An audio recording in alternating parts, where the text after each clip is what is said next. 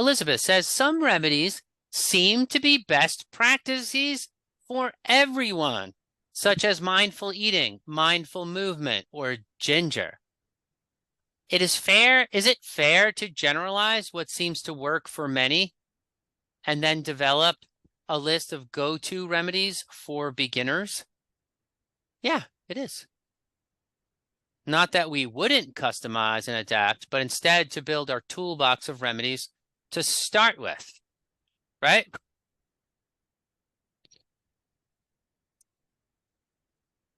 Okay. So yes, Elizabeth, there are some go-to remedies that pretty much everyone could do. And you gave an example already of mindfulness. Mindfulness is objectively good regardless of your circumstance, for the most part. Okay? And naturally we're going to ask, but wait, isn't Ayurveda always to the individual? Isn't it always unique to the circumstances? And the answer is no, it's not always unique to the circumstances. There are some things that are objectively good, right?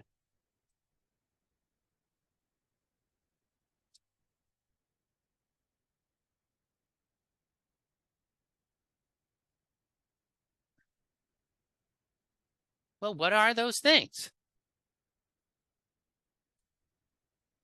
I'm going to say that some examples.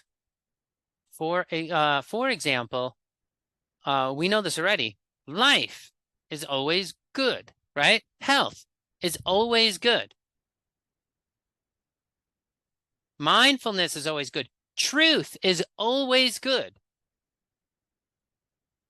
Beauty, happiness are always good, right? So remedies that are very close to those things are very good. In fact, the closer you are to those things, the closer the remedy is to those things, the more good they are, okay? And this is why I would say that these objectively good things, that like the ones you've mentioned above, are very close to ends rather than means, right? The ends, we know what we mean by the ends versus the means. The ends is the goal, and the means is how you get there. So health is the goal of Ayurveda. And so everything is for that. So if there's a remedy that is very close to health itself, then it's very, very good. And some things are like that. Let's go through these a little more carefully.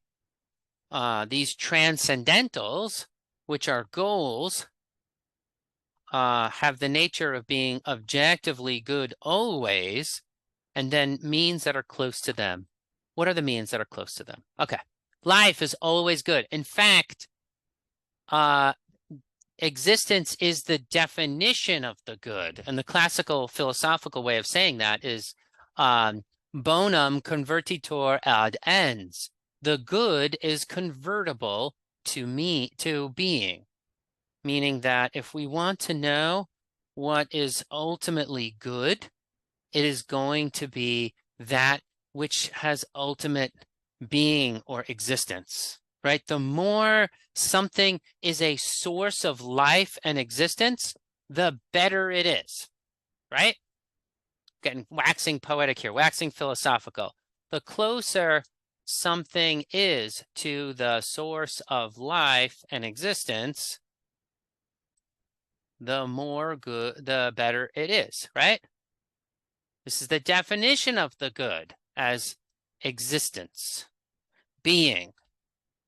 Bonum is convertitur ad ens. All right, ens means being. Bonum means good, like a bonus, right? Okay, so health and energy are very good. If something gives you vitality, if something gives you energy, if something gives you health, those things are very good because that's very close to existence and source of life. That makes them very good. That's why people get addicted to coffee. They get addicted to coffee because energy is very good.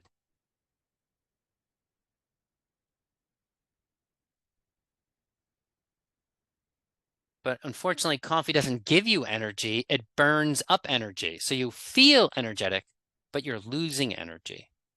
That's why it's an addiction and not a good itself, right? So we could say life is always good, but life is not always reduced to personal health. You can have greater life through death, right? That's possible. Suppose a person sacrifices themselves for the good of many, then they have a greater life than even being alive. A parent does this for their children. I have more life through my children than my own body.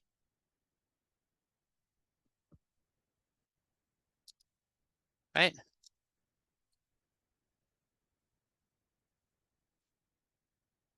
I have more life through my children than through my own body. Okay.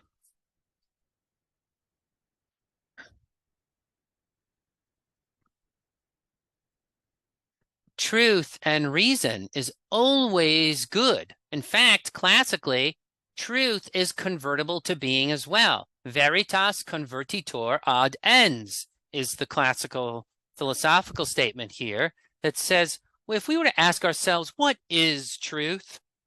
The answer would be, whatever is the source of life and existence is truth itself, because that's what has ultimate being. Is there any other possible measure of what is true? No. What has real life, right? If we were to say, that 1 + 1 = 2 is an eternal statement that can't be destroyed. So that has more truth than, say, the existence of the squirrel in my backyard, right? The squirrel can, come and can come and then pass away.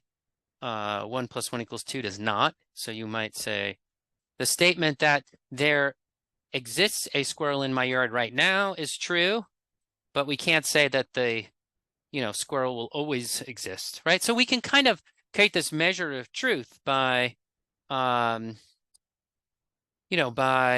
whether something corresponds. Actually, truth is a relation of the mind to reality.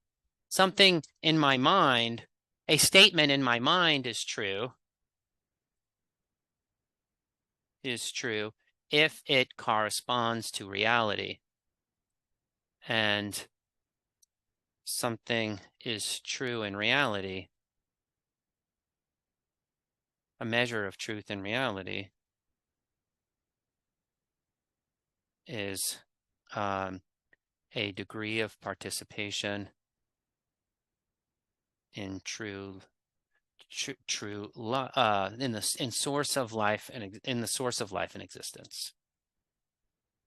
Right? These are deep philosophical questions, which are hidden in Elizabeth's question, but they're worth mentioning. I think there's some good ground to cover.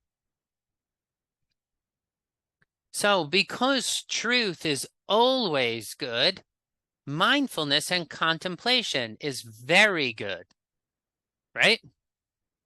Because mindfulness and contemplation help us discern the truth. Now, mindfulness can also be a hindrance, right? If a burglar were to break into my house and I'm trying to protect my kids, and reason decides that it's time for me to fight, right? I should have enough mindfulness to come to the conclusion I must, protect my family from the burglar, right? But the moment I decide to fight, I'm not going to sit in contemplation and, what is the best way to fight the burglar? I'm not going to be doing that. I'm going to be moving quickly, quick action is needed. Mindfulness can be a hindrance in that. So mindfulness is not the objective good. Truth is, but mindfulness is very good. Okay?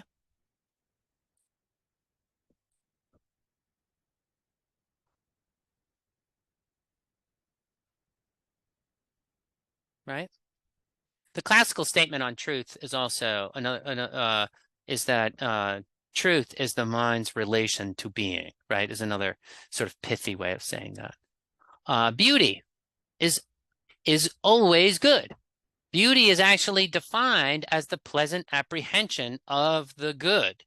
Now we can reduce beauty to vanity if we're talking about, the popularity of some good look, of some, the popularity of a certain kind of look, right? That could feed a person's vanity. That's not what we're talking about with beauty here. What is truly beautiful is something that where we can immediately appreciate the good through it, right? So what is objectively beautiful? What is objectively beautiful? That which makes the good visible. The good in something visible. Okay? So this goes to another correlation. The job of the artist is to make the magnificent visible. Right? This is true art, you might say. True art. Job of the artist is to make the magnificent visible.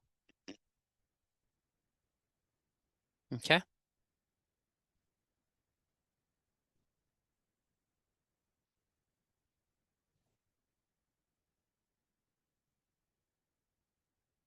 It's hard to see what is truly good.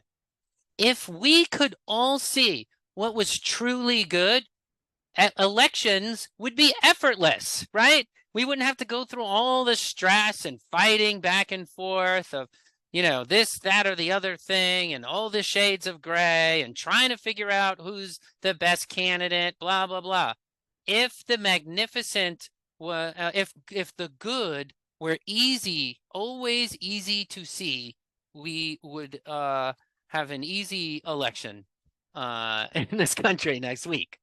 But, in all likelihood, there's likely to be, riots on the day of election. And because of the difficulty of seeing the good. Well, beauty makes the good visible. And that is always good to make it visible. And on a personal level, you would say beauty is the pleasant apprehension of the good.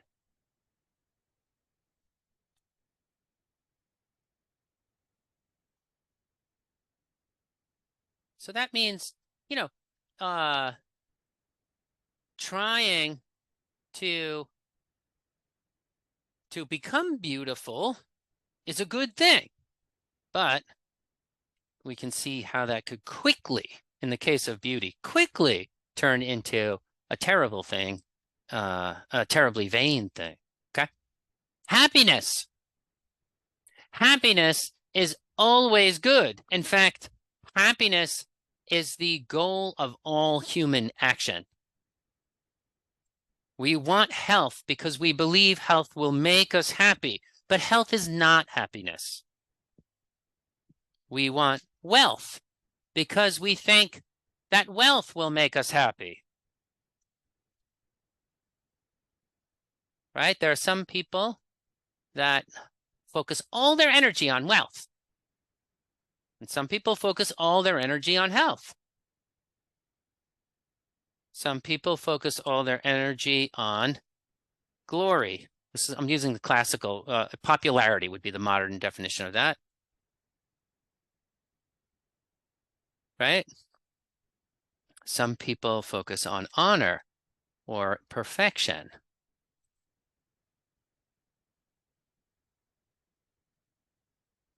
Right?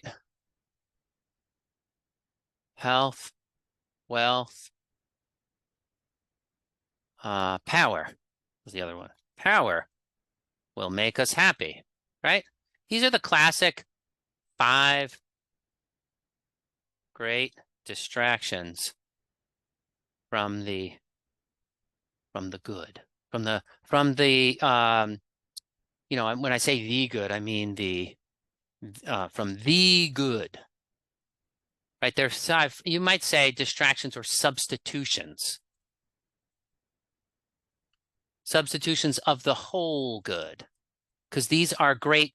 In fact, I would say 5 very good things that nevertheless become distractions from the whole good, right? We can immediately see the goodness of power, wealth, health, glory, and honor, right? We can immediately see the goodness of all those things. The problem is when they are pursued as ends in and of themselves. When we start to worship wealth, health, glory, honor, or power, they become not very good. But all those could be means to help us on the road to happiness if they are kept in check. Okay? So happiness is always good, and these 5 substitutes are very good, but so easily become idols in themselves that destroy the person. Right? Contemplation of the means to happiness, very good. But none of that is good as happiness itself. If you're thinking about how to get to happiness all day long, that's very different than being with a happy thing, right? Like I could be, trying to get to happiness all day long and fail to just sit with my child and enjoy my children. To give a personal example here of something that, is only too easy to forget to do, right? How many parents in the struggle of trying to help their children be happy forget to just be happy with their child, right?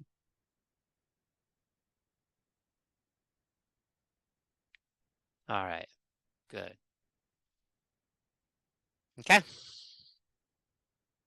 All right, so we've talked about some things that are always good and that can be pinnacles of a sort of universal go-to remedies for beginners.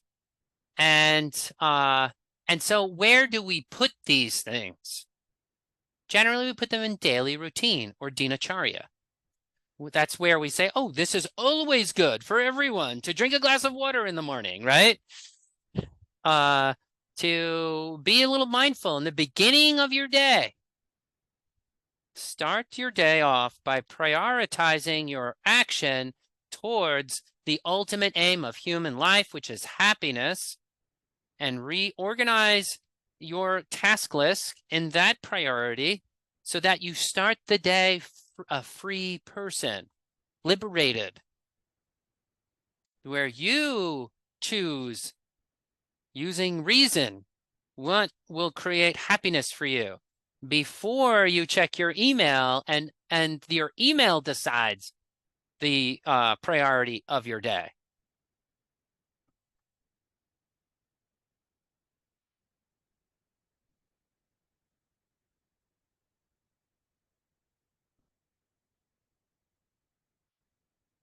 Yeah, some parents want for their children, I see in the chat here that some parents force their children to do things like play the piano. Now, I'm not going to say that parents shouldn't force children to do things, because parents can see the objective good in many cases where children cannot due to life experience. But what Melissa's referring to as stage parents here is a parent trying to project their addictions to these distractions onto their children, and to have their children if they were not found themselves unworthy of the glory that they were seeking, try to get their children to live it out for them, right? So that can be and of course, if a parent is forcing a child to do something, they have to be very careful as well, to be reasonable about it, and not make the child hate what they're forcing them to do, right?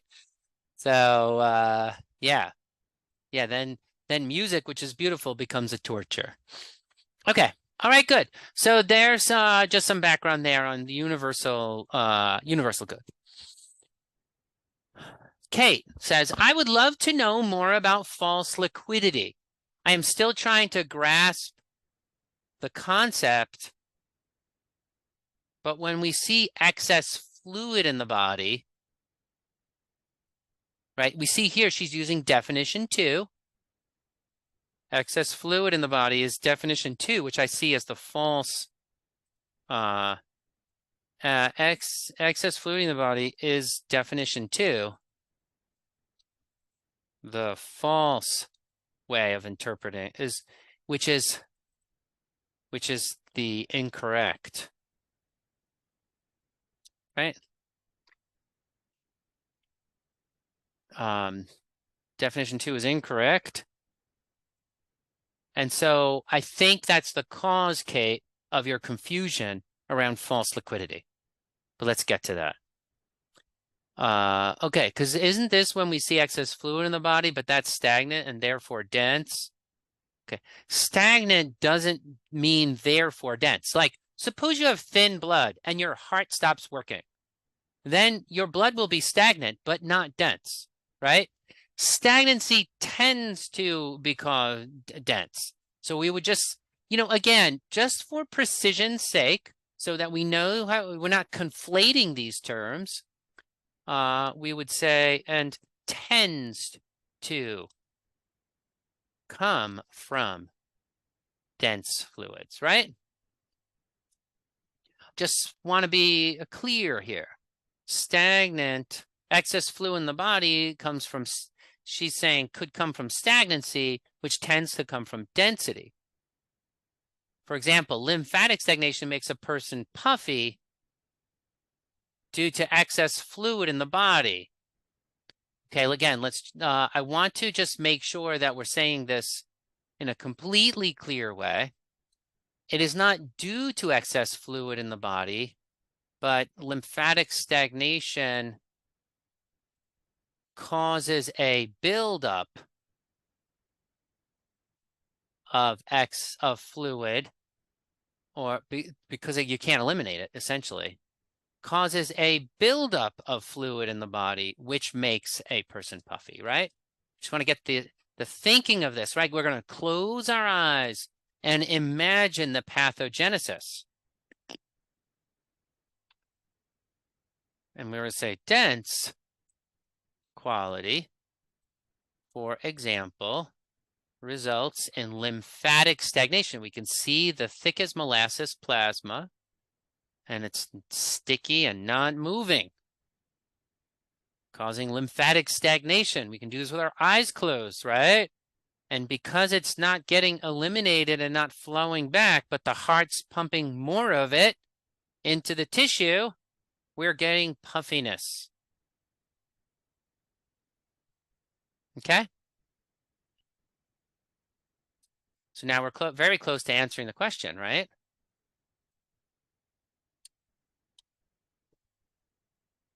In fact, we already have answered it. If there was liquid quality, as in the first definition, thin fluids, if there was low viscosity, there would be no stagnation at all.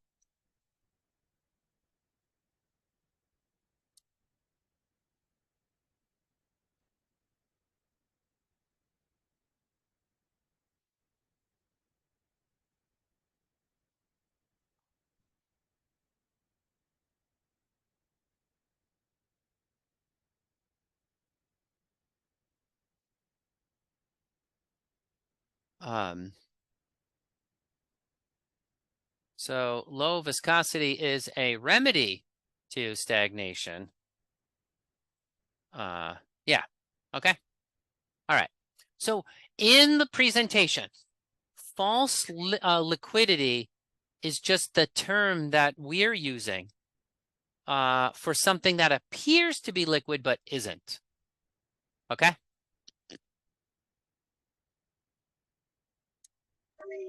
So, John, can I ask a question? Yeah. Is it possible to have excess liquid that is thin? Excess liquid is often thin. But Okay. if you have no, I'm not going to say that. No, it's not. Excess liquid tends to come from dense. Like half of people with edema have edema because their fluids are dense.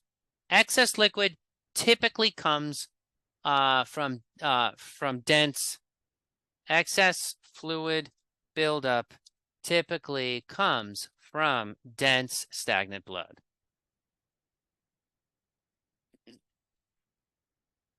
Not thin blood. So excess liquid, oily, and dense quality are similar. Dry or excess water, sorry. I want to say excess fluid. Yeah, not excess liquid. Excess fluid, oily, and dense quality are similar. Dry, low viscosity, and liquid guna are similar.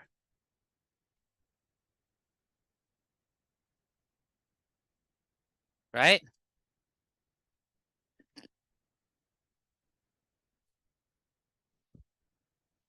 Is that clear to everyone? Or you're still confused? And I'm telling you, the confusion is just about the vocabulary. It's because when you close your eyes and see the word liquid in English, people think of water. That's not what we want to think about it. What we want to think about is a person drinking a milkshake.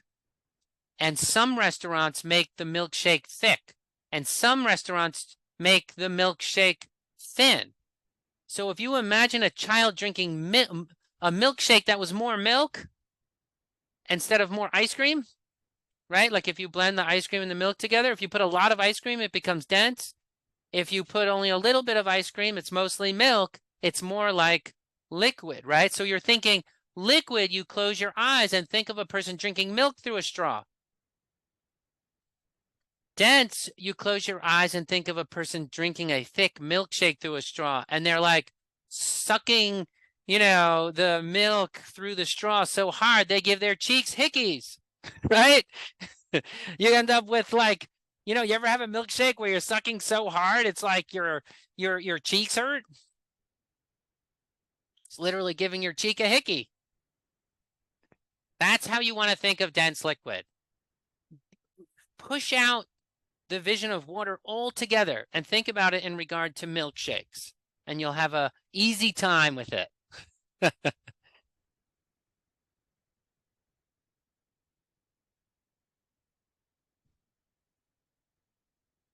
Yeah, a spoon. Exactly, because it won't go through the straw. You need a spoon, right? If you need a fork when you're drinking your milkshake, it's too dense. Well, except the spoon, though.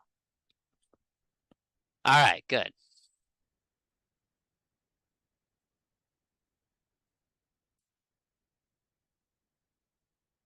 So again, false liquidity here. It means simply something that appears to be associated with liquid guna but isn't.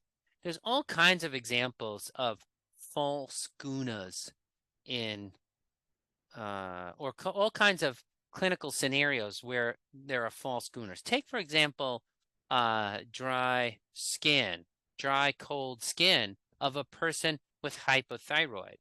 You see their skin, they have hypothyroid, which means low metabolism. And with low metabolism, you have a lot of weight gain. And you have because of low metabolism, the person tends to have a lower heart rate and low muscle tone generally. So their blood doesn't circulate as well because their heart rate's low. In fact, their blood doesn't circulate well in the skin and they get cold. And then because they're cold, their capillary beds constrict, and that makes their skin dry. Right? Think about it. Hypothyroid, low metabolism makes you chilly, and then your capillary beds close in the skin, and so your skin is cold and dry because there's no blood in it. No blood in it. You can imagine this with your inner eye. Always imagine these pathogenesis, these development of the doshas, because this cold, dry skin is not vata. Most people say, you look up in a textbook, what's dry skin? Oh, dry skin's vata. Well, not when it's thyroid dry skin. In thyroid dry skin, the cause is kapha. This is false dry, and also not false cold, but false dry. That makes sense?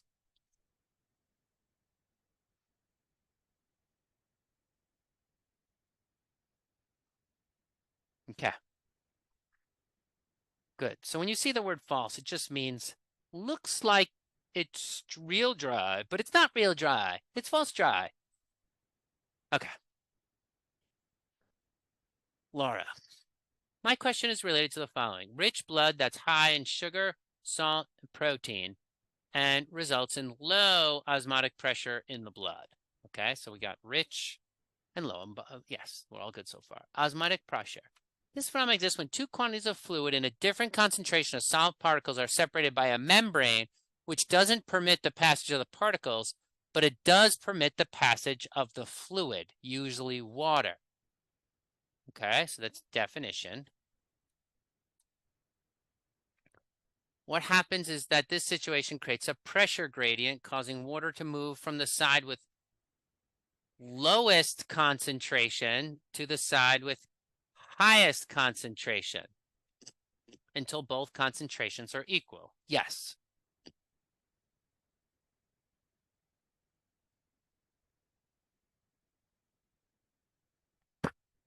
Okay, so maybe blood has a high osmotic pressure, not low, in order to be able to attract water.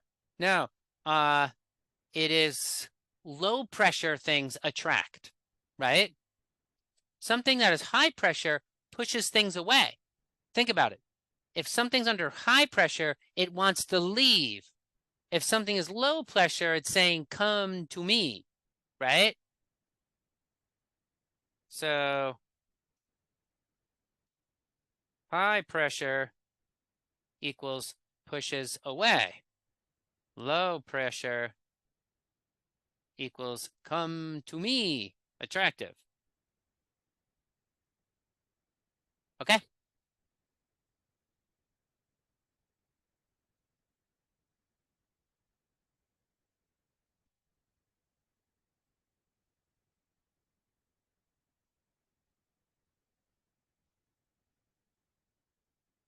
I see, Melissa, you're putting in the chat, how does false dryness work?